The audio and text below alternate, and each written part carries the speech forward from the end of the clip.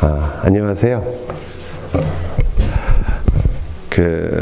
제가 지난해에는 한 번도 못 뵀던 것 같아요. 그래서 못 뵌 얼굴들도 계신 것 같고, 또 우리 목사님은 자주 봬요, 제가.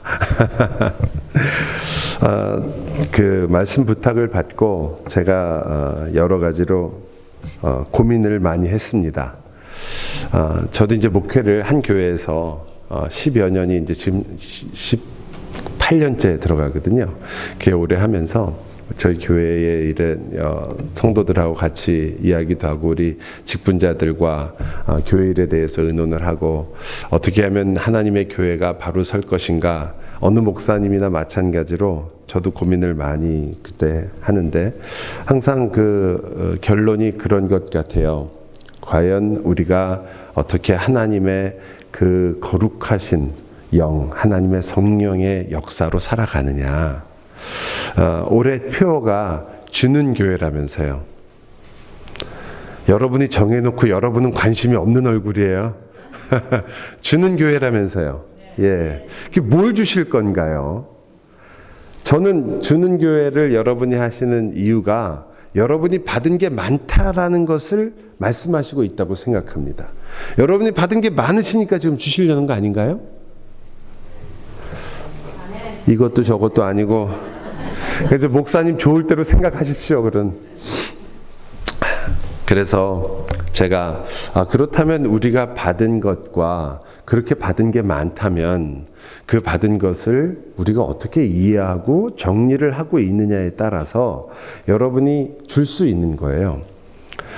여러분의 창고에 아무리 많은 게 쌓여 있어도 비밀번호를 모르면 그거 내 게 아니에요. 아무리 많이 있어도요. 은행 통장에 돈이 아무리 있어도 통장을 가서 끊으려면 비밀번호가 있어야 되는데, 도장도 없고 비밀번호 없으면 한국에서도 그렇지만 이건 내 돈인데 내 돈이 아닌 것처럼 되는 거죠. 여러분이 부자예요. 예수를 믿는 순간 여러분만한 부자가 없죠. 아니, 인류 역사상 하나님께서 우리를 성전으로 삼아 성령 하나님께서 함께 거주한다는 그러한 놀라운 역사를 매일매일 경험하는 사람들이, 이스라엘 민족도 그렇게 못했어요. 근데 우리는 그렇게 살고 있으니 여러분은 얼마나 부자십니까? 근데 아무리 얘기를 해도 돈 걱정이 여기서 사라지질 않으세요. 예? 아무리 얘기를 해도. 그래서 제가 항상 그런 말씀을 드려요. 우리가 정말 가진 것이 어떤 건지 알아가기 시작하면 하나님께서 우리에게 주신 것들이 얼마나 큰지를 깨달을수록 우리의 마음에 참된 기쁨이 나올 수밖에 없고, 그렇잖아요. 제가 밖에 나갔다가 집에 들어와서 옷을 벗어놨는데 다시 입고 나가게 됐어요. 나가면서 호주머니를 딱 손을 넣어보니까 20불이 들어있는 거예요. 여러분, 그때 기분이 얼마나 좋은지 아세요? 넣은 기억이 없는데 20불이 들어있다는 것, 그 20불 때문에 하루 종일 기분이 좋아요. 여러분도 그런 경험 안 하셨어요? 책 막 뒤지다가 책 속에서 뭐가 딱 나와가지고 기분 좋으신 적 없어요? 전혀 생각하지 않던 곳에서 이렇게 정리하다가 거기서 갑자기 돈다발은 아니어도 뭔가 조그만 거 하나 나와도 기분 좋지 않으세요? 예, 정말 너무너무 기분이 좋은 거예요. 그런데 여러분이 가지고 있는 것을 하나하나 발견하고 알게 된다면 얼마나 기쁘겠어요. 신자의 진정한 기쁨이죠. 그래서 여기 보니까 성령으로 살면 또한 성령으로 행하라. 이 말은 여러분이 성령으로 살아났으면 이렇게 표현해도 크게 아주 틀린 말은 아니거든요. 우리 모두가 성령 하나님 때문에 살아났잖아요. 성령 하나님 때문에 살아난 것도 처음부터 다시 해야 돼요? 예? 여러분이 성령 하나님의 역사로 거듭난 거 아니에요. 그래도 토요일날 여기까지 오실 정도면 그래도 내가 말씀을 좀 듣고 변화가 되고 하나님의 은혜를 더 깨달아야지, 이런 마음으로 오신 거 아닌가요? 그러니 성령의 능력으로 거듭난 것을 아시는 분들이란 말이에요. 그러면 여러분이 그 거듭났다는 그 큰 기쁨과 은혜를 알수록 여러분이 더 성령으로 행하게 되는 거죠. 우리가 살아난 것만 성령의 역사가 아니고 매일매일 우리가 살아가는 모든 일에 성령 하나님께서 역사하셔야 우리가 살 수 있다고 성경이 말하는 거거든요. 근데 우리가 아무리 성령 하나님이 우리와 함께 있다는 것을 알아도 그것이 어떤 의미인지를 모르게 되면 우리 삶 속에서는 성령 하나님은 이쪽에서 역사하시고 나는 저쪽에서 역사하고 이런 일이 생길 수가 있더라는 거예요. 그래서는 안 되는데 왜? 우리가 그것을 정확하게 깨닫지 못하니까. 제가 오늘 찬송을 하면서 그런 생각을 했어요. 이제 성령에 대해서, 성령 하나님에 대해서 우리가 이야기하다 보면 저는 한국에서 저희 가족이 다 어려서부터 제가 교회를 다녔고 소위 말하는 모태 신앙이에요. 그래서 어려서부터 교회를 다녔는데 저희 어머님께서 아버님께서 굉장히 어려운 일들을 당하셨을 때 저희 어머님이 저를 데리고 기도원으로 자주 올라가셨어요. 그래서 제가 그 옛날에 제 나이와 어울리지 않게 삼각산 기도원에 수도 없이 올라가고 삼각산에 제가 흔들어 놓은 나무가 아직도 있어요. 예? 옛날에는 산에 올라가서 나무 뿌리를 뽑도록 기도했거든요. 그것도 안 해보고 저것도 안 해보셨군요. 올라가서 기도하면서 나무를 뽑는 거예요. 그때 처음 기도하러 올라가잖아요. 그러면 사람들이 전부 다 큰 소나무 붙잡고 기도해요. 주여! 이러면서 막 뽑을 것처럼. 흔들리지도 않아요. 그렇게는. 거기 올라가서 나무를 뽑는 기도를 하시는 분들은 소나기에 딱 잡는 걸 잡아요. 그리고 그냥 흔드는 거예요. 그러면 젊은 나이에 그때 고등학교 요때 이거 흔들면은요. 나무가 진짜로 막 흔들고 뽑히고 막 그랬어요. 자연 파괴범이었죠. 예? 근데 그렇게 저는 이게 신앙생활을 하고 그때 기도원에는 풍금도 별로 없던 시대예요. 북밖에 없었어요. 그래서 찬송가를 전부 권사님들이 부르는 찬송가로 펴는 거예요. 그래서 아까 성령이여 강림하사도 성령이여 강림하 얼마나 좋은 찬송이에요. 전 그렇게 배워본 적이 없어요. 성령이여 강림하사 이렇게 배웠거든요. 그 태산을 넘어 험곡에 가도 똑같이 불렀어요. 태산을 넘어 험곡에 가도 빛 가운데로 무슨 트로트도 아니고 근데 옛날에는 풍금이 없었으니까 그렇게도 많이 불렀어요. 저는 찬송가를 바르게 부르는 게 제 소원이에요. 하도 많이 틀리게 많이 잘 불러가지고. 그런데 아까 찬송을 하면서 옛날 생각이 많이 났어요. 그런데 그렇게 성령 하나님의 은혜를 그렇게 사모했던 그 시절에 제가 성령 하나님의 역사에 대해서 적어도 2가지는 이해를 못했어요. 적어도 2가지. 훨씬 많지만 제가 생각하기에 중요한 것 2가지. 하나는 성령 하나님의 역사라고 하고 성령을 따라 행하라고 하는데 성령 하나님의 성령을 받았다는 분들의 삶이 제가 이해하기가 좀 어려운 면이 있었어요. 제가 한국의 기도원 중에 별로 안 가본 기도원이 없는데 예를 들어 이제 한월산 기도원이라는 데가 있어요. 한국에. 혹시 아세요? 이 주파수가 안 맞네요. 그러면 혹시 청계산 기도원은 아세요? 좋아요. 오순절 기도원 아실 거 아니에요. 오살리 기도원. 예, 오살리 기도원. 그 기도원에 가면 오살리 기도원 좀 점잖은 편인데 한월산 기도원 같은 곳은 별로 그렇게 점잖지가 않았어요. 거기 그 앞에 그 커다란 그 예배당이 있었는데 정말 커요. 지금 가면 좀 작아 보일지 모르지만 어릴 때는 정말 컸어요. 맨 뒤에서 앞에 있는 목사님 얼굴이 전혀 안 보였으니까 의자도 없이 이 마룻바닥에 다 기도원은 앉았었거든요. 옛날에. 기도원에 앉아 있는데 그 목사님이 나오셔서 설교하시게 되면 사람들이 이 앞에까지 다 올라오잖아요. 예? 뒤에는 조금 비어도 앞에 올라가고 앞에 가야지 은혜 받는다고 그랬으니까. 예, 지금 뒤에 앉으신 분 좀 찔리죠? 예. 앞에 가야지 은혜를 받는다 그래갖고 앞으로 가서 막 그냥 은혜 받으려고 굉장히 애를 했어요. 저도 뭐 그 중에 한 명이어서. 그리고 앞에 가면 성령 받고 막 뜨겁게 막 불불 그러면서 막 기도하시는 권사님이나 그때도 아주머님들이 이렇게 집사님들이 쫙 그냥 앞에 제일 많이 앉아 계시죠. 남자들보단 확실히 여성도들이 많이 있었어요. 그런데 얼마나 촘촘하게 앉아 있는지 거기에 들어갈 틈이 없을 정도예요. 그래서 밥 먹자마자 자리 잡으러 막 가는 거예요. 가가지고 앞에 앉아서, 저도 은혜 받고 싶으니까 맨 앞에 앉으려고 앞에 가서 자리 맡아서 딱 앉으면 정말 촘촘하게 옆에 끼어 앉아요. 그래도 그 사이로 들어갈 수 있게요, 없게요? 그래도 그 사이로 파고 들어오세요. 어떻게 하냐면 무릎 하나를 그 사이로 일단 집어 넣는 거예요, 이렇게. 예? 그러면 들어오세요. 옆에서는 난리죠. 힘든데 지금도 꽉꽉 껴있는데 얼마나 불편해요. 근데 막 은혜 받으시겠다는데 또 어떻게 하겠어요. 막 파고 들어오는 거예요. 그때 제가 어린 마음에 이런 생각을 했어요. 은혜 받으시려는 건 좋은데 이건 좀 아니다. 예?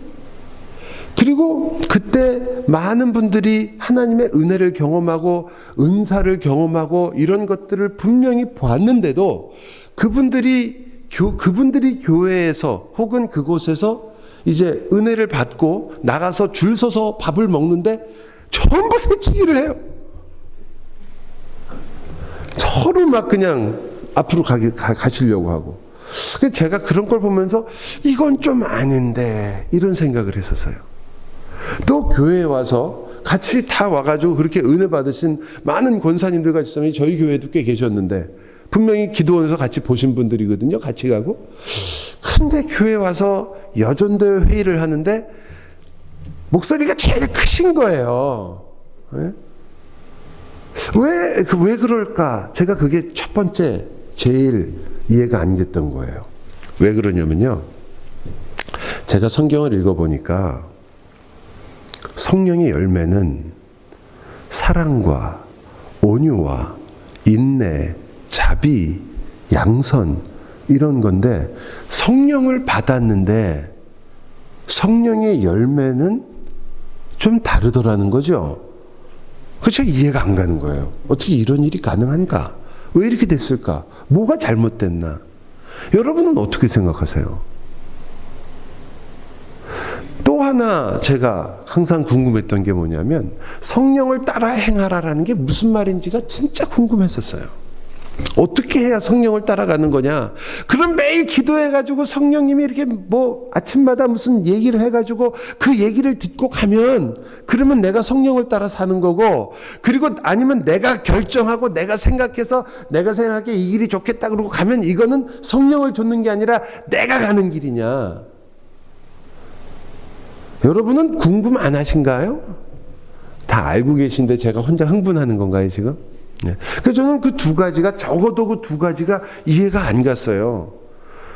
성령을 따라 행하고 싶죠. 성령을 따라 살고 싶어요, 정말로. 그런데 성령을 따라 살 수 있는 길은 아무도 안 가르쳐 주는 거예요.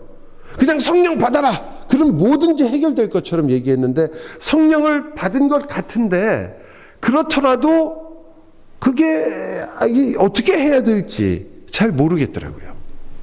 그래서 저만 그런데 그 생각을 하고 있지는 않지 않겠나 이런 생각을 하면서 제가 오늘 말씀을 같이 좀 나눠보려고 생각을 하게 된 거죠. 참 우리가 예수를 믿으면서 저의 경우에요. 여러분은 아니실 거라 믿지만 저의 경우를 보면 예수를 참 오래 믿었는데 예수 믿는 사람 같지는 않은 거예요. 예수는 믿는데 교회도 열심히, 제가 목사까지 됐는데 왜 열심히 없었겠어요? 교회에서 살다시피 했죠, 어릴 때. 예? 어르신들이 전부 저보고 훌륭한 목사감이라고, 기도하시는 목사님마다 저보고 목사가 될 거라고 다 그렇게 기도하셨거든요. 그래서 목사가 됐는지 모르겠지만 하지만 그렇게 열심히 믿었는데 제가 성경을 배우고 나이가 들면서 예수를 믿는다는 게 무엇인지 고민하면서 제가 성경에 비추어서는 예수 믿는 사람의 모습이 아니라는 걸 점점 더 발견하게 되는 거예요. 예수 그리스도를 믿는 사람이라면 여기 있는 것처럼 사실은 내 삶에서 성령의 열매가 나와야 되는데 저는 지금도 그렇지만 옛날엔 더 고집이 엄청 셌거든요.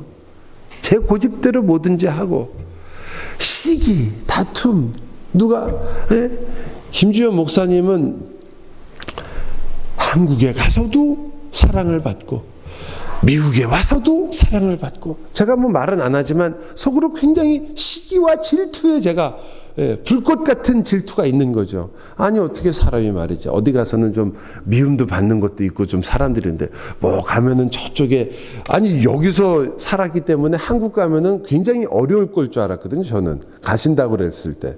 근데 가더니 뭐 잘만 하고 뭐 가서 아주 여러 목사님들한테 사랑 많이 받고 돌아오셨다고 그러더라고요. 또 와서는 한국에 갔다 왔으니까 여기서는 에이 한국물 먹어서 그렇다 이렇게 될 줄 알았더니 또 여기서는 또 여기대로 다들 좋대요. 김 목사님이.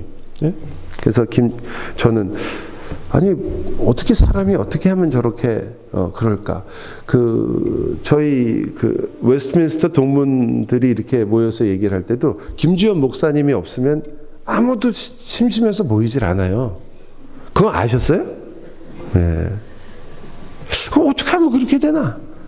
저는 시기와 질투에 불붙는 사람이죠. 네. 그래서 뭐든지 만나면 어떻게든 깎아내리려고 제가 일단 저보다 약간 아래니까 그냥 밀어붙이는 거죠. 나이가 깡패 아니겠어요? 예. 그렇게 하는데, 하지만 어쨌든 그 부러운 것들, 또 제 삶에 있어서 인내하지 못하는 거. 저희 집 사람이 한마디 하면, 요즘은 저희 집 사람이 그래요. 옛날엔 안 그러더니 요즘은 한마디 하면 두마디 한대요. 예? 도대체 왜 그러냐? 그래서 제가 아니 할 말이 생기는 걸 어떡하냐? 근데 어쨌든 그렇게 점점 더 이 예수 믿는 사람의 모습하고 제가 생각할 때 성경에서 말하는 예수 그리스도를 닮아 장성한 분량에 이른다는 쪽하고는 관계가 별로 없어요. 성경은 조금 더 많이 알아가는 것 같기도 하고, 또 기도도 조금 더 잘하는 것 같기도 하고, 그리고 교회 생활에서 그렇게 그럴듯하게 목사 흉내를 낼 줄은 아는 것 같은데, 내 인생의 중심에서 예수 그리스도 외에 다른 아무것도 아닌 그리스도만을 사랑하며 그리스도로 살아가는 그 모습을 정말 갖고 싶은데, 그런 것은 오히려 적어지는 것 같은, 그런 것을 내 삶에서 정말 나타내지 못하는, 그 저의 최대 고민인 거예요. 그걸 어떻게 해결할 수 있을까? 내가 과연 하나님의 뜻대로 산다는 것이 가능하긴 한 것인가라는 생각까지 들 정도로 굉장히 고민이 되는 거죠. 제 목회를 하면서 계속되는 제 생각이죠. 믿음이란 무엇이냐 도대체? 신앙을 가진다는 건 어떤 것인가? 내가 이제 예수를 믿고 하나님의 나라에 가겠다는 확신을 가지고 있고, 그 나라에 하나님께서 나를 영접하시고 나를 기쁘게 받아주신다는 확신이 있다는 것과, 그렇다면 내가 그것 때문에 이 땅에서 내가 사는 삶에 있어서 도대체 어떤 것이 달라졌는가? 성령 하나님이 나와 함께 살아서 성령 하나님이 없이 살았던 것과 내가 어떻게 다르게 살고 있는가? 그 자신이 없는 거예요. 그래서 저는 이 구절이 참 저에게는 너무나 소중한 구절이 됐어요. 제가 그래서 목회를 할 때도, 그리고 신앙생활을 할 때도, 옛날에는 제가 키는 좀 크잖아요, 그죠? 그것도 오늘 윤 장로님이 키가 워낙 크시니까 별로 감동이 없군요. 예. 키가 작지 않거든요.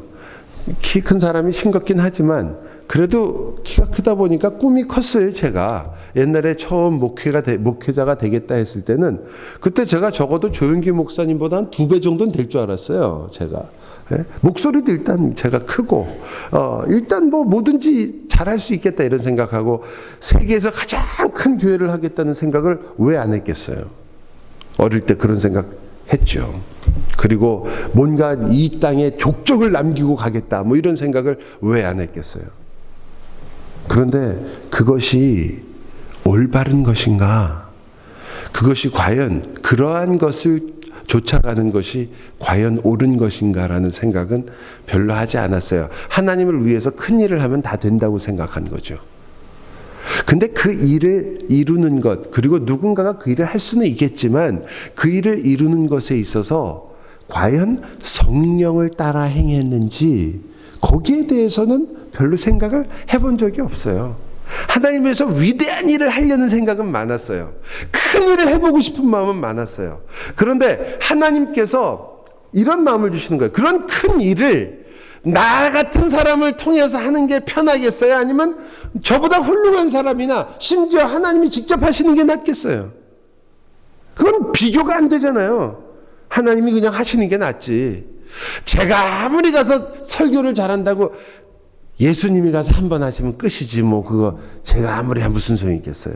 근데 왜 저 같은 사람을 쓸까 생각을 해보니까 이것은 목회라는 것도 그렇지만 제 인생이라는 것이 결국 무언가를 이 땅에서 이루어내는 게 목적이 아니라 하나님은 내가 무엇을 이루어내는 게 목적이 아니라 나 자신이 하나님의 목적이요 하나님의 모든 것이구나라는 생각을 하기 시작한 거죠. 하나님께는 제가 보이지 제가 하는 위대한 일이 그렇게 하나님이 직접 하시면 더 잘하실 수 있는 일을 왜 제가 한다고 뭐 대단한 일이겠어요? 그 일을 시켜주시는 것만 해도 너무 송구한 거죠 사실은. 그런데 이 생각을 하게 되니까 그 다음 것들을 생각하게 됐어요. 그게 뭐냐면 그렇다면 내가 무슨 일을 하든지 어떤 것에 있든지 내가 추구할 것은 내가 어떤 것을 이 땅에서 실패하지 않고 성공하겠다는 것이 아니라 사실은 이 모든 일을 통하여 과연 내가 성령의 열매를 맺을 것인가. 이게 중요하구나.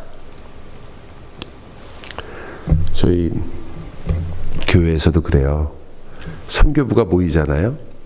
그러면 선교부 모여가지고 선교부장님이 또 한턱을 내셔가지고 밥을 다 맛있게 사서 그리고 다 같이 식사비 한 여러 명 모이니까 식사비 엄청 나오죠. 돈 쓰고 그리고 앉아가지고 막 얘기하고 그 선교비 중에 어떤 부분 여기다 쓰고 저기다 쓰고 뭐 앉아서 뭐 이거 사자 저거 사자 그러고 한참 앉아서 밥값 내고 뭐 내고 남은 돈은 별로 없어요.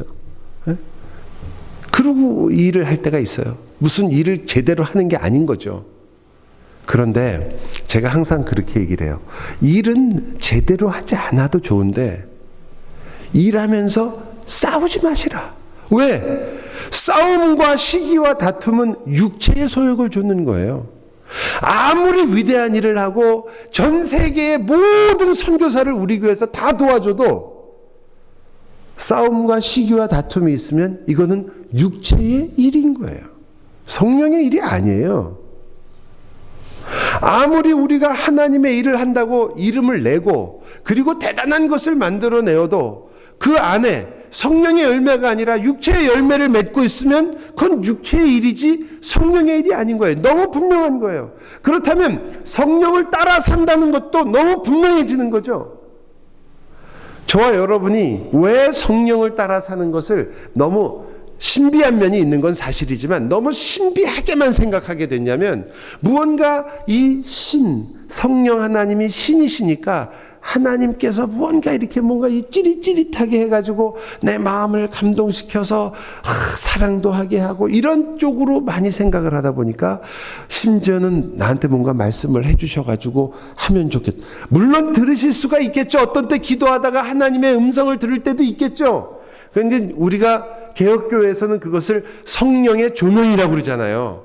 우리의 마음에 성령님께서 어떤 시기에 기도를 하다가 말씀을 읽다가 우리 마음에 그런 것을 감동을 주실 때가 있잖아요. 그게 있겠죠. 그런데 여러분 평생에 몇 번이나 있어요 그게. 매일 있으세요?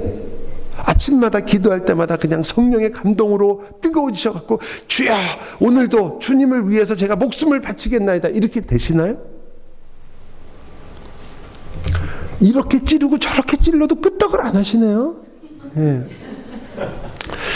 제가 보기에는 승리 장로교회는 그 다른 교회보다 더 확실하게 어쩌면 나라를 사랑하시는 것 같아요. 애국가를 특히 좋아하시는 거죠. 애국가 2절 아세요? 남산 위에 저 소나무 철갑을 두른 듯. 이제 깨닫고 웃으시면 어떻게 처음 나올 때 웃으셔야 되는데. 여러분, 그래서 성령을 따라 행한다라는 부분을 우리가 조금, 제가 설교가 길기로 유명해요. 사실은. 그래서 김 목사님이 걱정이 되셔가지고 제가 저기서 있을 때부터 몇 번을 얘기하시더라고요. 목사님, 자유롭게 하십시오. 괜찮습니다. 저는 그걸 이렇게 듣죠. 말은 자유롭게 하십시오. 목사님, 너무 길게 하면 안 됩니다.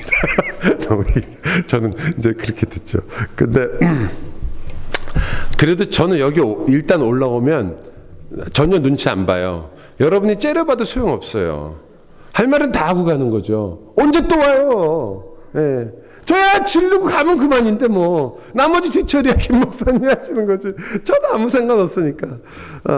제가 성령을 따라 행하는 말을, 우리 성령의 역사 중에 제가 개인적으로 가지고 있던 문제가 이런 것이었다라고 제가 말씀드렸는데, 이제 성령을 따라 행하는 걸 한번 찾아보도록 할게요. 자, 5장을 다시 한번 보세요. 우리 아까 읽었던 본문 갈라디아서 5장 18절 말씀입니다. 저는 전에는 성령을 따라 행한다라는 그 말에 있어서 육체와 성령의 문제를 조금 오해했던 적도 있었던 것 같아요. 그런데 오늘 본문을 읽으면서 더 많이 저도 명확해졌는데, 우리 18절에 보면 너희가 만일 성령의 인도하시는 바가 되면 율법 아래에 있지 아니하리라, 이렇게 써 있죠. 그렇죠? 그런데 처음 보면 이 성령을 따라 행하라는 그 말에는 두 가지를 이렇게 대조를 해요. 한쪽은 성령을 따라 행하라, 또 한쪽은요 육체를 따라 행하는, 육체의 소욕. 하나는 성령을 따라 행하는 것. 이 두 가지가 대조가 되고 있어요. 육체를 따라 행하는 것은, 그래서 저도 당연하게 육체의 여러 가지 잘못된 욕심이나 이런 걸 쫓아가는 것이다 라고 그렇게 생각을 했어요. 단순하게. 거기도 보면, 나중에 보면 여기 우상숭배, 주술, 원수, 음행, 더러운 것, 호색, 분쟁, 시기, 분냄, 이런 게 나오잖아요. 그래서 이건 사람들이 그렇게 우리가 되게 말하는 착하지 않은 일들이 전부 거기 들어있으니까 이게 바로 육체를 좇는 거고, 성령을 좇는 건 좋은 것을 좇는 것이다, 이렇게 생각을 했어요. 그런데 본문을 보니까 그게 아니에요. 육체를 좇는다는 것을 이 사도 바울이 직접적으로 해석한 18절에 뭐라고 말하냐면, 성령을 좇아 너희가 살면 육체의 욕심을 이루지 않을 것인데, 육체의 욕심을 이루지 않는 게 어떤 뜻이에요? 율법을 따라, 여기 있는 대로 율법 아래에 있지 아니하리라. 그러니까 육체를 따라 살지 않는 것, 육체의 소욕을 이루지 않는 게 무슨 말이냐면 율법 아래 있지 아니하리라라는 말과 동의어인 거예요. 우리가 되게 생각하는 그저 나쁜 것, 육체대로 사는 것, 내 욕심대로 하는 것, 남에게 거짓말하는 것, 잘못하는 것, 시기하고 질투하는 것, 이걸 얘기하는 게 아니라 보다 근본적으로 너희가 율법 아래에 있는 것이 바로 그런 것이다 라고 얘기하는 거예요. 이해 가시나요? 그러면 율법 아래에 있지 않다는 게 어떤 의미인가? 로마서를 한번 같이 가볼까요? 로마서 8장입니다. 로마서 8장 1절을 한번 보죠. 한번 같이 읽겠습니다. 로마서 8장 1절. 신약 성경, 제가 가지고 있는 성경은 249쪽이에요. 한 절이니까 여러분이 잘 아시는 구절이니까 2절까지 같이 읽죠. 시작. 그러므로 이제 그리스도 예수 안에 있는 자에게는 결코 정죄함이 없나니, 이는 그리스도 예수 안에 있는 생명의 성령의 법이 죄와 사망의 법에서 너를 해방하였습니다. 여기 보니까 굉장히 중요한 말이 나오는데, 예수 그리스도 안에 있는 자에게는 결코 정죄함이 없다. 이는 그리스도 예수 안에 있는 생명의 성령의 법이 죄와 사망의 법에서 너를 해방하였습니다. 죄와 사망의 법이 어디서 나오느냐? 3절에 보니까 율법이 육신으로 말미암아 연약하여 할 수 없는 그것을 하나님은 하시나니 곧 죄로 말미암아 자기 아들을 죄 있는 육신의 모양으로 보내어 육신의 죄를 정하사 육신을 따르지 않고 그 영을 따라 행하는 우리에게 율법의 요구가 이루어지게 하려 하심이니라. 육신과 율법이 계속 같이 나오죠. 그죠? 그리고 여기 보니까 그 육신의 법, 이 바로 율법의 요구라고 얘기를 해요. 자, 우리가 말하자면 성경에서 우리가 율법이 우리에게 요구하는 게 있는 거예요. 하나님 말씀대로 산다는 말, 우리가 되게 말하는 그 율법이 요구하는 게 있어요. 근데 그 율법은 우리에게 뭘 요구하냐면 의롭게 살아야 하고 거룩하게 살아야 돼요. 율법은 나쁜 게 아니죠. 율법 자체는 선하단 말이에요. 하나님의 성품을 반영하고 있는 거예요, 율법이요. 그런데 율법은 하나님의 성품을 반영하고 있으니까 거룩할 수밖에 없죠. 의로울 수밖에 없습니다. 그래서 우리에게도 의를 요구하는 거예요. 문제는 뭐냐? 율법은 할 수 없는 게 하나 있어요. 율법은 우리에게 많은 걸 그렇게 명령을 하고 또 많은 걸 우리에게 가르쳐주고 하나님이 어떤 분인가를 알려주는데 율법은 우리가 그 율법을 따라 살게 하지를 못해요. 율법은 우리의 죄를 지적하고 우리가 뭐가 잘못했는지는 잘 알게 해요. 하나님이 얼마나 거룩한 분인지를 알게 해요. 내 앞에 다른 신을 두지 말라. 그 하나님이 얼마나 우리에게 정말 하나님 자신이 오로지 영광과 찬양을 받으실 분이라는 걸 알려주세요. 그런데 그 이야기, 그 율법을 받았다고 해서 우리가 우상을 버리지를 못해요. 그래서 어떻게 되냐면 우리에게서 그 의가 무엇인지는 아는데 우리가 그 의를 행하지를 못해요. 의가 나오지를 못하는 거예요. 오히려 율법은 우리로 하여금 죄에 대해서 더 심각하게 알게 하는 거죠. 율법이 오게 되니까 우리의 죄가 드러나더라. 저는 그래서 사실 성도가요, 하나님 백성들이 은혜가 떨어졌다 이런 말을 가끔 쓰잖아요. 그런 말 워낙 여기는 또 좋은 교회라 그런 말 안 쓰시는군요. 은혜가 떨어졌다. 옛날에는 은혜를 엎었다 이런 말도 썼어요. 혈기가 나가지고 받은 은혜 다 쏟았다 이런 말 많이 썼어요. 참 하나님 은혜가 우리 때문에 고생 많이 했죠. 무슨 우리가 조금만 화나면 쏟아버리고 우리가 조금만 하면 버리고 뭐 이런 게 아닌데도 우리는 그렇게 생각을 많이 했어요. 혈기가 나면 화가 나니까. 그래서 은혜가 떨어졌다 이런 말을 썼는데 여러분 생각해 보세요. 그때 어떤 때가 되게 그런 때가 되냐면 우리의 신앙에 있어서 어렵고 힘들 때 우리는 마치 우리가 어떤 면에서 믿음이 식었거나 열심이 없어졌다고 생각을 하세요. 되게. 내가 옛날엔 참 열심히 예수 믿었는데 요즘은 여러 가지로 뭐 복잡하고 옛날에는 일이 그렇게 많아도 교회 와서 기도하는 게 기뻤는데 이젠 일이 많고 피곤하니까 일어나기가 귀찮아지는 거죠. 이상하죠, 그죠? 그래서 그런 생각을 하는 거예요. 내가 옛날에 참 열심을 냈는데 요새 믿음이 떨어졌나 보다. 은혜가 떨어졌나 보다. 이렇게 생각을 해요. 그런데 제가 쭉 보니까요. 많은 상담을 하면서 보니까 특히 신앙 상담을 하면서 보니까요. 그 신앙이 떨어졌다고 본인이 이야기하는 것은 상당히 피상적인 거예요. 말하자면 본인이 정확하게 몰라요. 뭐가 어떻게 돼서 내 신앙이 떨어졌는지 몰라요. 근데 성경은 정확하게 이야기를 해요. 그걸 어떻게 얘기하냐면 왜 우리가 하나님의 은혜가 얼마나 깊은 줄을 잊어버리고 왜 우리 마음이 드라이하고 왜 우리가 은혜 때문에 성경을 보고 찬송을 부르면서 눈물을 흘리고 하나님 말씀을 들으면 즐거워하고 기뻐하고 주의 말씀 때문에 우리의 마음이 불타오르지 않느냐? 우리 생각에는 그거 아마 우리가 더 은혜를 뭔가 받아야 되는데 주님 주시옵소서 더. 여러분 하나님도 참 한 가지 면에서 여러분한테 더 못 주시는 게 있어요. 하나님이 모든 걸 가지셨지만 여러분한테 더 좋은 건 못 주세요. 왜? 제일 좋은 걸 이미 줬거든. 예수 그리스도보다 더 좋은 게 있나요? 그런데 그걸 주셨는데 거기다 더 뭔가가 주면 내가 잘할 것 같은데, 그러면 우리는 정말 나쁜 사람이죠. 예? 그렇게 받고 그렇게 은혜를 알고 그러는데 더 뭔가 받으면 내가 더 잘할 수 있을 텐데 뭔가 주시옵소서라는 그런 태도. 하나님께 기도가 잘못된 게 아니라 마치 더 나은 어떤 것이 있는 것 같은 걸 말하는 거예요. 또 잘못 오해가지고 이번에 집회 왔는데 어떤 목사님이 그러는데 그 뭐 달라고 기도하는 게 안 좋은 거래. 아니요. 많이 달라고 그러세요. 많이. 예? 하나님은 모든 것에 왕이시고 주권자시니까 달라고 그러세요. 그런데 하나님이 주실 수 있는 최고의 것을 받았다는 것을 잊어버리시면 안 돼요. 예? 그래서 그거보다 더 나은 건 없어요. 하나님이 그거보다 더 좋은 건 못 주세요.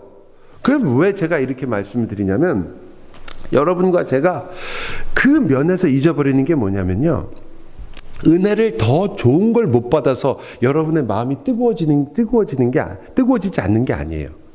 여러분, 교회에 열심을 못 내는 이유가 일반적으로 내가 성령이 성령 하나님이 무슨 물잔에 들어가는 물이에요? 조금 더 따라서 더 주셨다가, 조금 빼서 흘렸다가, 또 조금 더 넣었다가, 그래, 요번에는 한 컵 받아라, 요번에는 반 컵 받아라, 이런 게 아니잖아요. 여러분 안에 성령 하나님이라는 인격이 오셔서 여러분과 함께 거하고 계시는 거거든요. 그렇기 때문에 여러분이 성령을 요번에 조금만 더 받자, 성령 충만을 우리가 원하는 거는 내가 지금 성령을 100 가지고 있는데 거기다가 한 150 더 받겠습니다. 무슨 전기 충전기도 아니고 그런 거 아니잖아요. 여러분이 원하는 건. 그런데 우리가 그런 식으로 생각하게 되는 이유가, 여러분이 무언가가 나에게 더해지면 내가 뭔가 할 수 있겠다라고 생각하기 때문에 그래요. 제가 확실하게 말씀드릴게요. 첫째, 우리가 왜 뜨거워지지 않느냐? 여러분이 갚은 빚이 얼마인지를 잊어버려서 그런 거예요. 여러분이 감옥에 들어가서 사형수로 끌려갔는데 그 사형수에서 풀려나올 때 어떻게 풀려나오는지를 잊어버리셨다 이 말이에요. 여러분이 지은, 하나님 앞에서 내가 지은 죄의 무게가 얼마나 무서운 것인지를 잊어버린 거예요. 내가 어디서부터 구원받았는가를 잊어버리니까 어디로 가야 될지를 잊어버리는 거예요. 그렇잖아요. 100m 뛸 때 출발선이 있어야지, 꼬링을 해야지 상을 받죠. 출발선을 잊어버리고 아무 데서나 뛰면 어떻게 돼요? 아무리 잘 뛰어도 소용이 없거든요. 여러분, 제가 조금 더 의심하네요. 여기 오신 여러분이 얼마나 열심히 예수를 믿으실지. 정말 열심히실 거예요. 그런데 뛰시더라도 한 번은 생각해야 돼요. 내가 출발선을 어디서부터 뛰었나? 내가 어디서부터 뛰었나? 그것이 없으면 여러분이 뛴 모든 것들이 의미가 없을 수도 있거든요. 그런 면에서 여러분이 은혜를 누린다는 말은, 하나님께서 이번 기회에 정말 더 여러분이 갖고 있는 것보다 더 많은 것을 던져주시는 게 아니라, 오히려 여러분이 갖고 있는 것이 무엇인지를 알고 내가 이제까지 하나님께 받은 것이 아닌 것으로 아주 그냥 철갑을 두르고 있는 것을 어떻게 띄어낼 것인가. 그게 바로 그리스도와 함께 죽는다는 거거든요. 내가 어떻게 죽을 것인가? 내 죄의 깊이가 어떤 것이었는데, 내가 누구였는데 하나님께서 나를 건지셨는가? 우리가 그것을 깨닫지 못하는 한 우리가 하나님의 은혜의 깊이를 깨달을 수가 없어요. 은혜의 깊이가 깊어지지 않는 한 우리가 하나님 앞에서 그 은혜를, 그 위로를 받을 수가 너무나 당연하잖아요. 요즘 감기가 물론 유행이지만 병원 가서 감기 가서 주사 맞고 감기 나았다고 의사 붙들고 울고 생명의 은인이니 뭐 감사합니다 이런 분은 없잖아요. 그죠? 그런데 여러분이 병원 갔는데 감기인 줄 알고 갔는데 어이구 앞으로 3개월입니다 이렇게 얘기를 들었는데 의사가 그러나 한번 최선을 다해 봅시다 그래갖고 치료해 갖고 싹 나았어요. 여러분이 감기 나았을 때랑 똑같겠어요? 아유, 뭐 아마나 고쳤네. 바이바이. 그러고 나오세요? 그 의사 선생님에 대해서 아마 전국을 다니며 얘기하시겠죠. 이야, 명이다. 발견한 것만이 아니라 그냥 기가 막히게 고쳐내더라. 안 하시나요? 그럼 여러분이 그걸 이해하시면 금방 아실 거 아니에요. 내가 가지고 있던 죄의 깊이가 영원한 하나님 앞에서 어떤 자리에 섰었던 자리인가, 그것을 여러분이 깨달을수록 여러분의 마음의 기쁨이 나오는 거예요. 여러분이 거기서 감기 나았습니다라는 얘기를 듣는 거랑 이제 사셨습니다라는 얘기를 듣고 밖에 나와서 태양을 보는 거랑은 완전히 다르거든요. 이제 내가 새 삶을 살아야지, 너무나 기쁘다, 이거랑 감기 나았다는데 아유 또 들어오면 어떡하나, 이거랑은 다른 거예요. 근데 여러분은 지금 바로 그렇게 다시 나신 분이에요. 내가 어디서부터 나왔는가, 그것을 여러분이 명확하게 이해하지 않으면 여러분과 제가 끊임없이 이 세상에서 살아가면서 끊임없는 불평밖에 없어요. 왜? 나는 또 새로운 것을 기대하며 살 수밖에 없거든요. 교회를 다니면서도 뭔가 또 새로운 게 또 필요하고, 사업 문제 해결해 주시면 자식 문제 해결해 달라고 그러고, 자식 문제 해결해 주시면 돈 조금 더 달라고 그러고. 한국에 가서 옛날에 제가 전도사 시절에 한국에 이렇게 신방같이 다녀보면 이제 아파트를 젊은 부부가 산 거예요. 처음으로 19평짜리 아파트를 사갖고 너무 감사하고 목사님 오시다가 잔치를 벌이고 막 음식을 주고 교인들도 구역 식구 다 모여서 너무 좋아하고 막 그런 거예요. 근데 기도 제목이 뭔지 아세요? 24평짜리로 가면 좋겠다. 그 다음에 24평짜리로 갔어요. 그러면요, 목사님 24평 오니까 너무 좋아요. 근데 화장실이 한 개만 더 있었으면 좋겠어. 화장실 한 개 더 있으려면요 곧바로 32평이에요. 그렇게 되는 거예요. 근데 그거 안 들어주면 어떻게 될까요?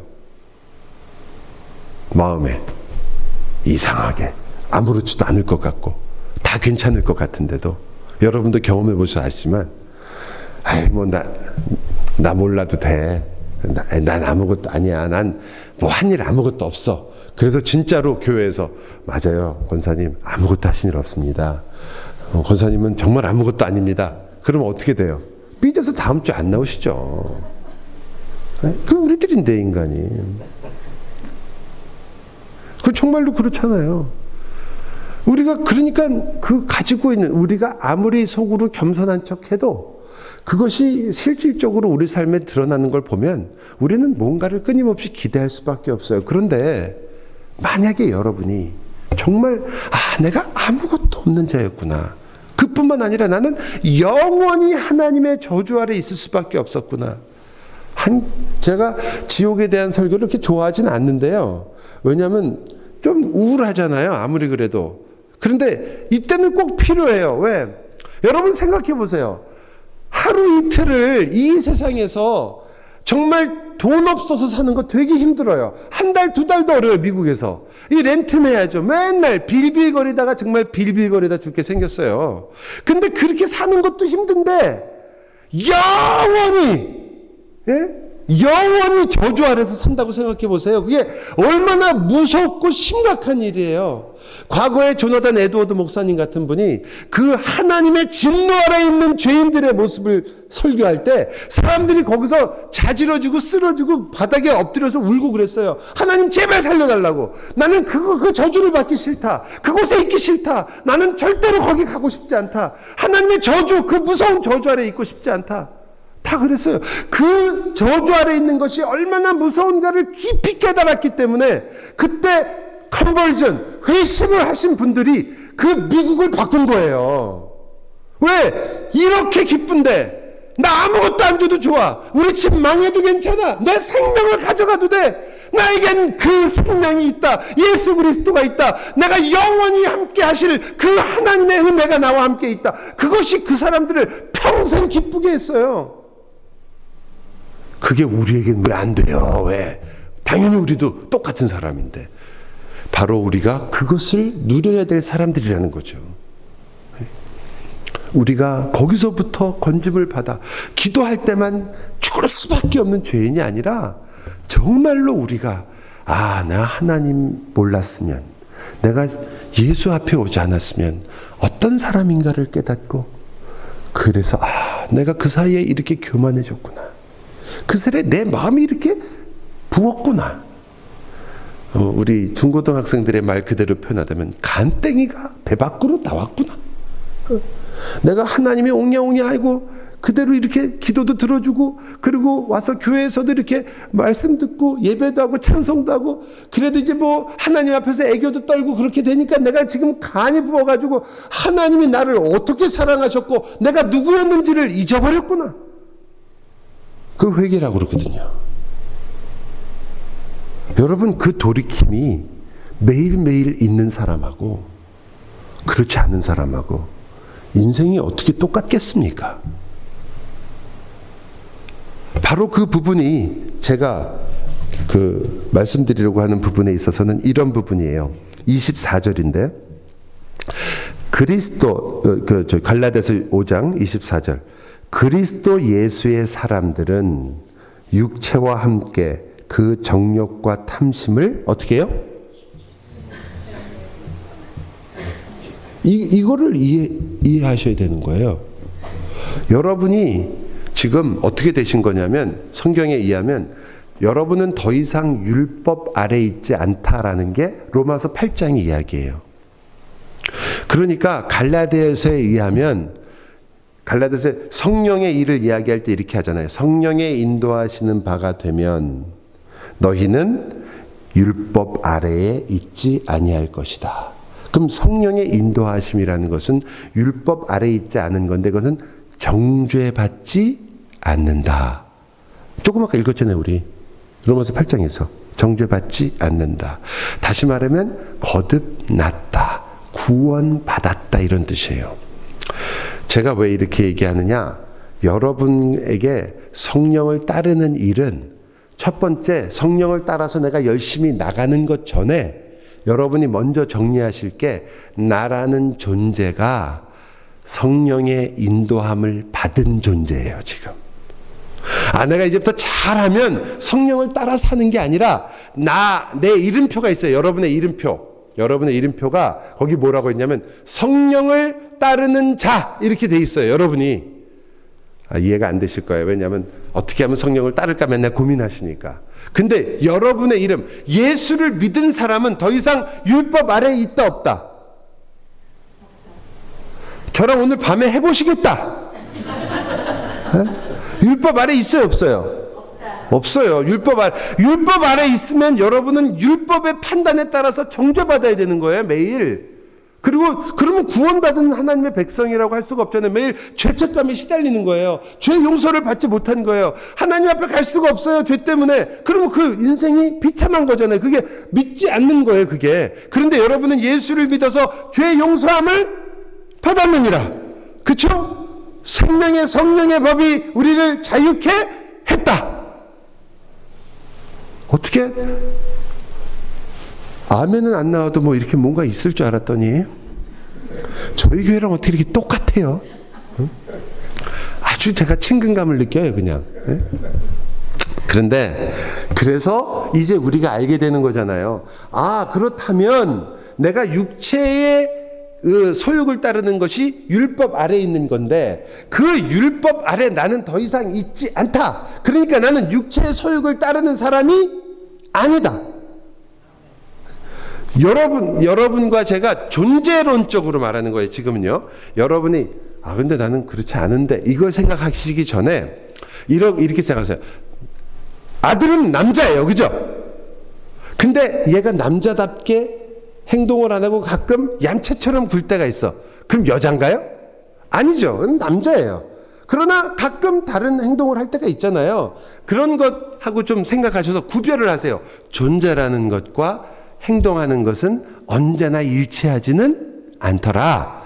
그러나 존재라는 게 행동에 따라서 없어지는 것이 아니다. 이해가 가시죠? 네. 우리 권사님들은 아실 거예요. 우리가 옛날에 일제 시대 때 천황이 항복한다고 방송 냈을 때 그때 대한민국 만세 그러고 다 나갔었죠.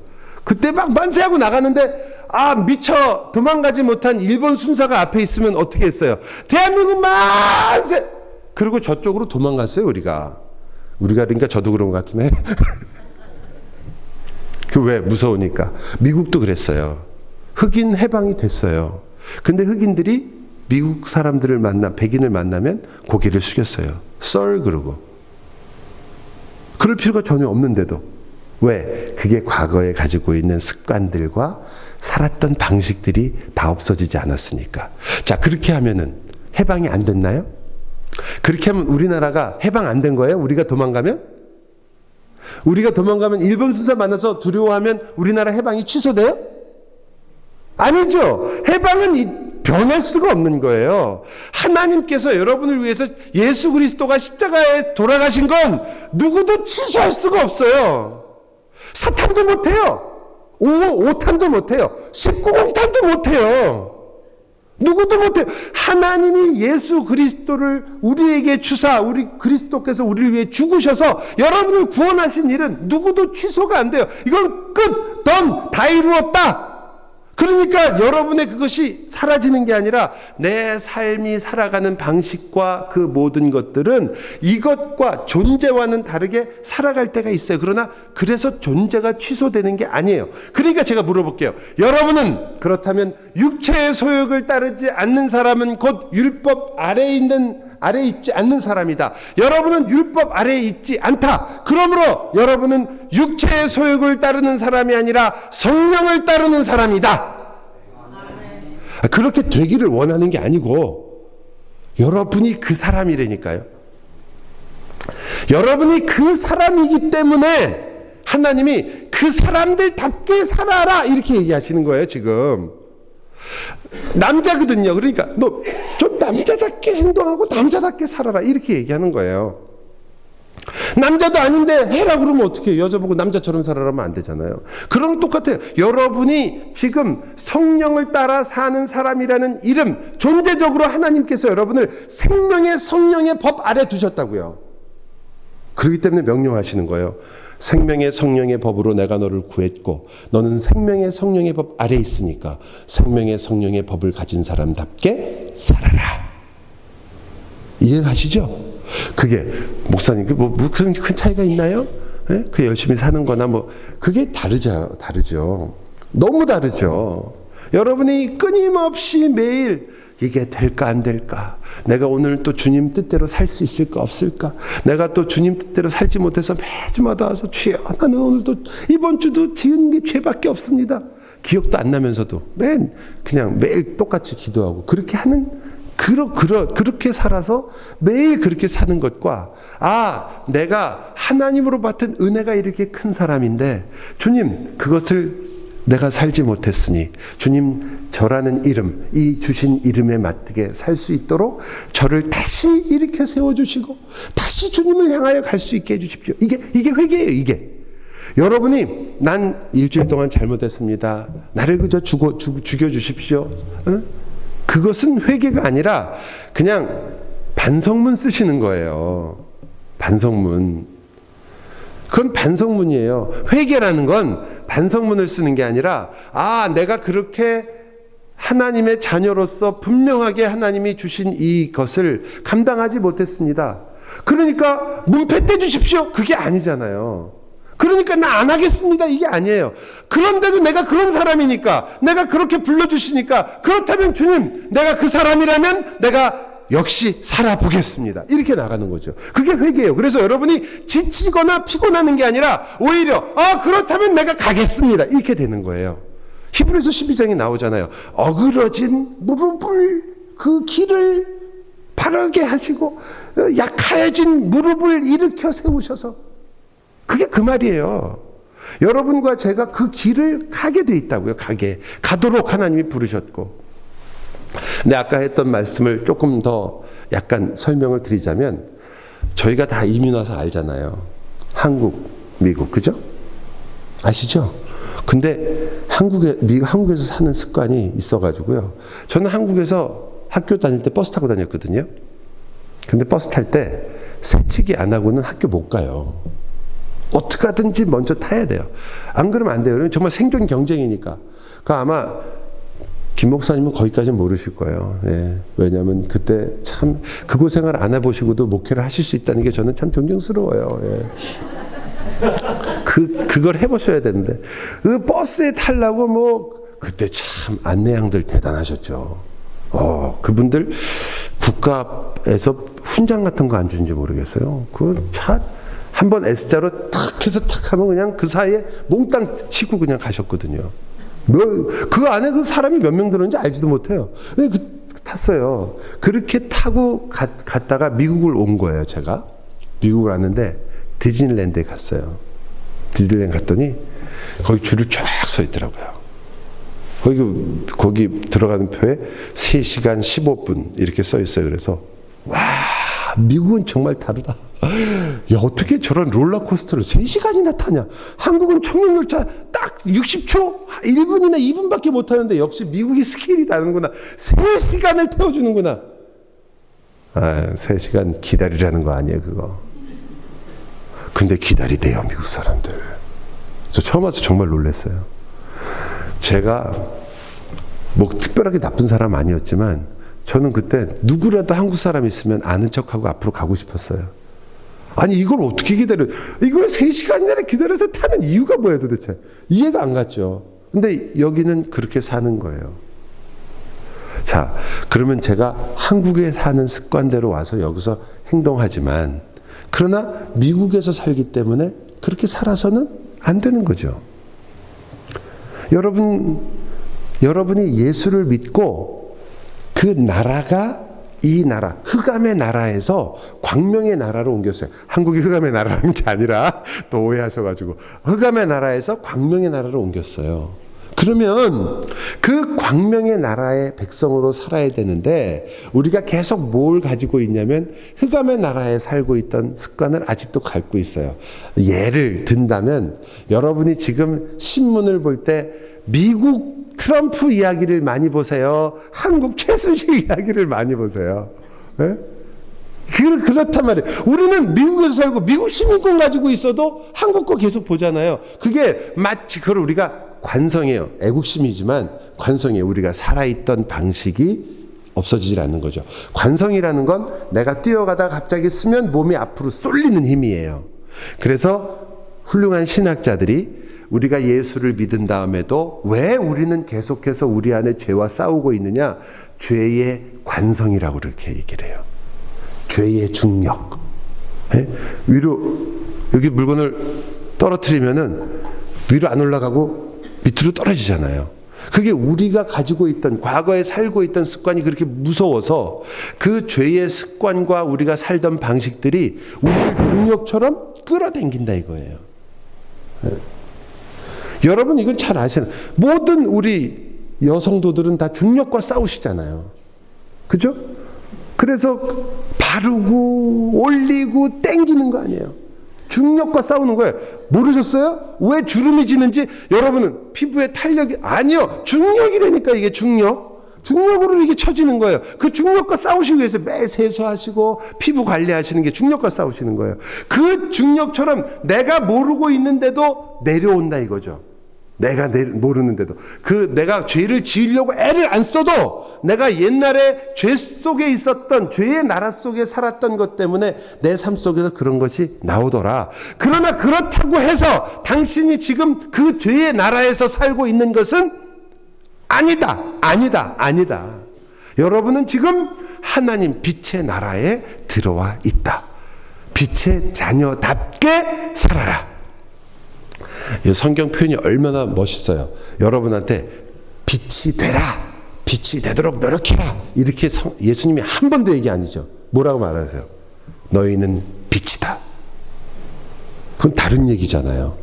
여러분이 지금부터 반딧불밖에 없는데 거기다가 불을 붙이고 석유를 붓고 뭐 해가지고 불을 크게 키워서 주님 저는 이 세상을 비추는 큰 불이 되겠습니다. 이런 게 아니에요. 성경은 여러분에게 너희는 빛이라. 세상의 빛이라. 우리의 이름이에요. 여러분에게 그래서 성경이 요구하는 거예요. 내가 너를 빛으로 만들었고 새롭게 창조했으니 빛답게 살아라. 빛 내라. 왜 거기다가 시커먼 거 뒤집어 쓰고선 빛을 감추냐?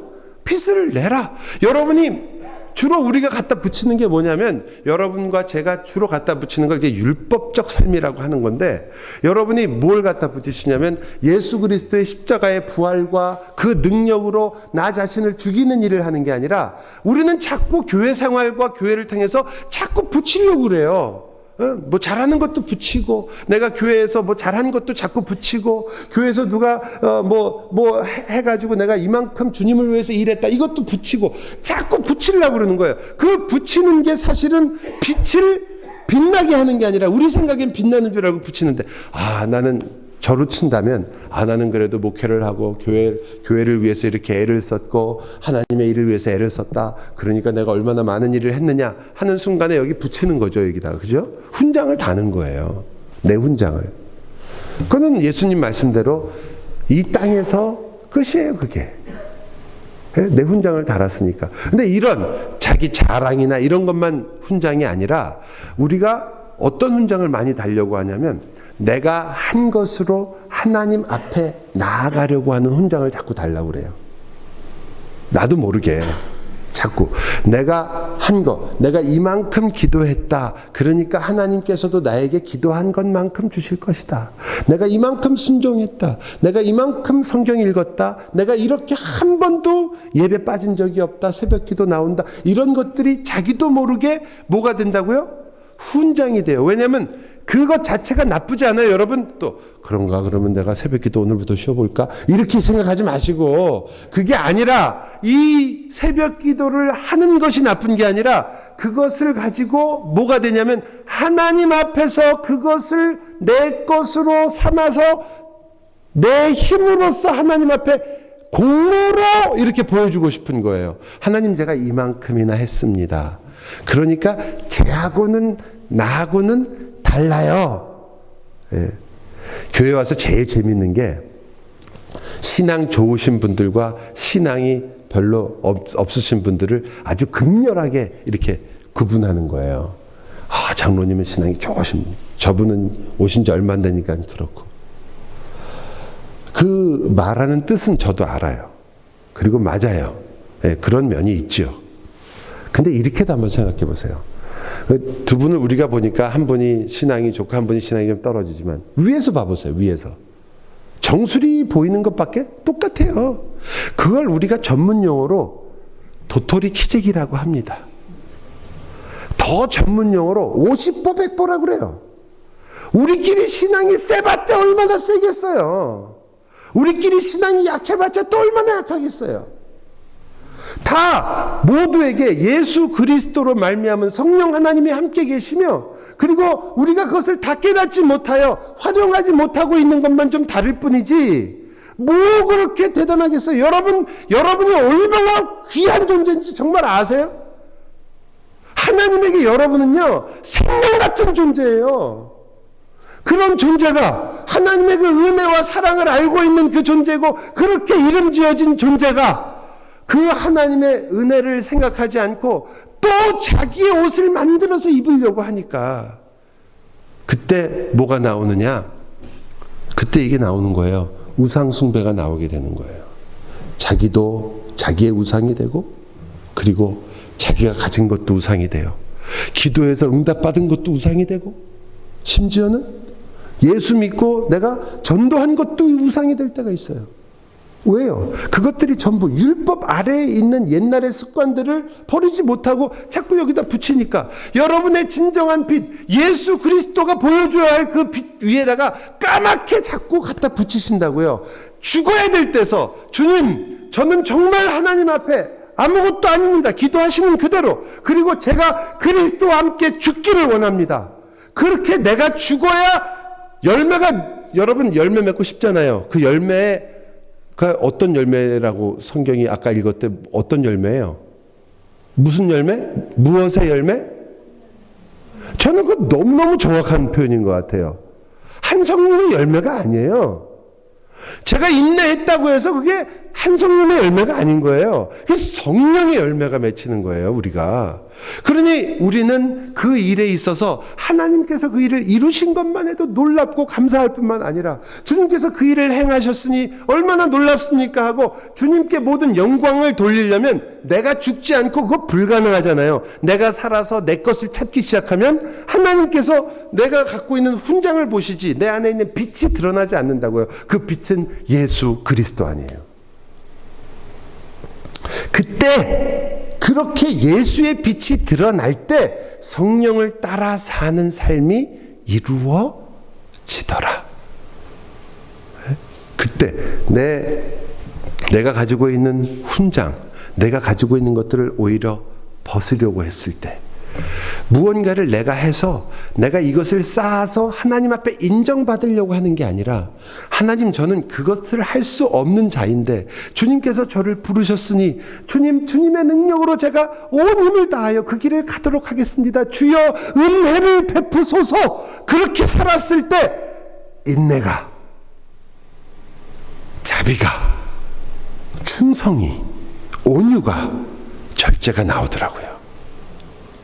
그때 싸우지를 못하는 거예요. 도저히.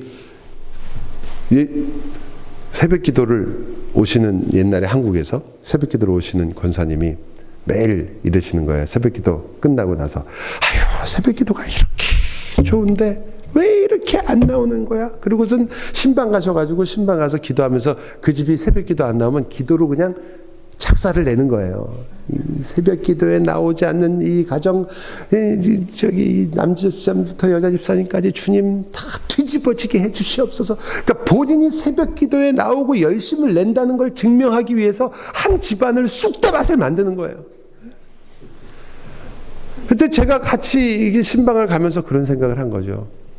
정말로 주님 앞에 나와서 새벽에 그 기쁨을 누리고 있으면 그러면 우리가 주님 앞에서 성령의 열매, 즉, 이게 내 힘으로 오는 것이 아니구나.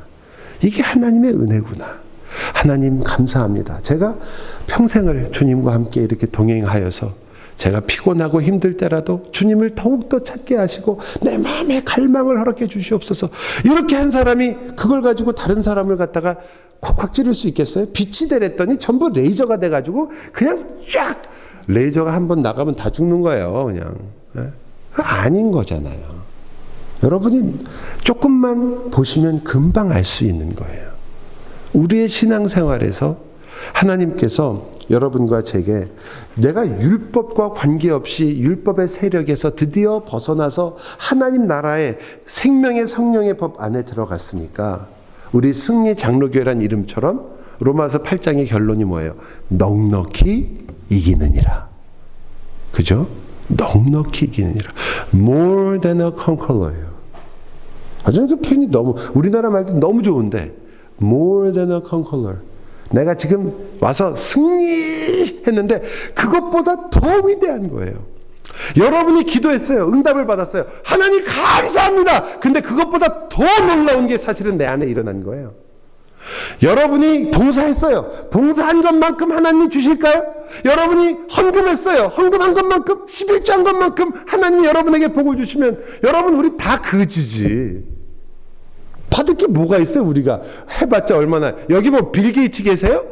그런 분은 11조 하시면 그것만 받아도 부자겠죠. 우리 중에 뭐 그런 사람이 어디 있어요? 우리 다 있는 것 중에 하나님께 나아가서 내 사랑과 정성을 보인 거 아니에요? 근데 그것대로 하나님이 갚으신다면 그런 게 어디 있어요? More than a conqueror. 여러분이 한 것보다, 여러분이 바친 것보다, 여러분이 산 것보다, 여러분이 하나님 앞에 나와서 흘렸던 눈물보다 주 그리스도께서 여러분에게 주신 것, 주님께서 여러분을 위해 흘린 눈물, 주님께서 여러분과 함께 동행하기 위하여 자신의 모든 것을 드리신 그것이 훨씬 크단 말이에요. 그리고 앞으로도 그럴 거고요. 매일매일 그럴 거예요. 주님은 변하지 않으시니까. 여러분은 변하고 저도 변하고 매일 흔들릴 수 있지만 주님은 변하지 않으시고 여러분과 함께 그 길을 끝까지 이루기 위하여 오늘도 걸어가실 뿐만 아니라 앞으로 인생 전체를 주님이 여러분보다 도우신다니까요. 여러분이 아플 때 더 아파하시며 여러분과 함께 걸어가신다고요. 여러분의 마음을 이해할 수 있는 유일한 분이 여러분의 모든 것을 지시고 함께 가시는 이 인생에 여러분이 초대받았으니 여러분이야말로 성령의 열매를 맺는 자요. 여러분이 숨 쉴 때마다 여러분 안에 성령의 열매가 맺을 수밖에 없지요. 왜? 주님이 사시니까. 내 안에 사는 것은 그리스도니 내가 살든지 죽든지 죽는 것조차도 유익함이라. 그 그리스도가 여러분과 함께 사는 한 여러분은 그리스도의 사람이요. 여러분의 명패는 색깔도 변하지 않는 성령의 사람이요. 여러분의 온 인생은 성령 하나님으로 말미암아 살아가는, 내가 얼마나 죄 가운데 있었던 자였으나 그리스도 때문에 살아난 자라는 것을 깨닫는, 그래서 내 안에 은혜가 넘칠 수밖에 없는, 하나님이 나에게 매일매일 나의 힘이 되실 수밖에 없는 그 인생을 사시기 바랍니다. 기도합시다.